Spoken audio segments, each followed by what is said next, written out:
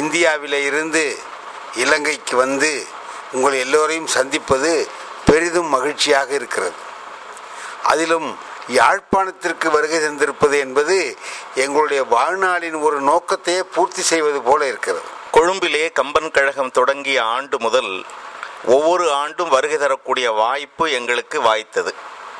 ஆனால் அவ்வப்போதெல்லாம் இருக்கக்கூடிய அந்த மகிழ்ச்சியை விட செய்தித்தாள்கள் மூலமாக மட்டுமே அறிந்த இந்த தமிழ் மண்ணை முதலாக மிதிக்கக்கூடிய வாய்ப்பு கிடைத்தது என்பது வாழ்க்கையிலே கிடைக்கக்கூடிய பெரும் பேறு. யாழ்ப்பாணத்தில் மீண்டும் கம்பன் விழா நிகழ்ச்சி ஆரம்பிப்பதையிட்டு பெரிய மகிழ்ச்சி அடைகிறேன்.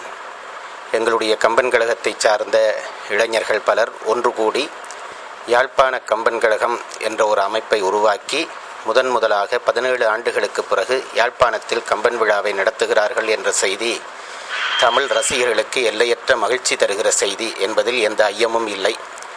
நாளை யாழ் நல்லூர் நடராஜா ராஜேஸ்வரி மண்டபத்தில் காலை மாலை நிகழ்ச்சிகளாக இக்கம்பன் விழா நிகழ்ச்சிகள் நடைபெற இருக்கின்றன.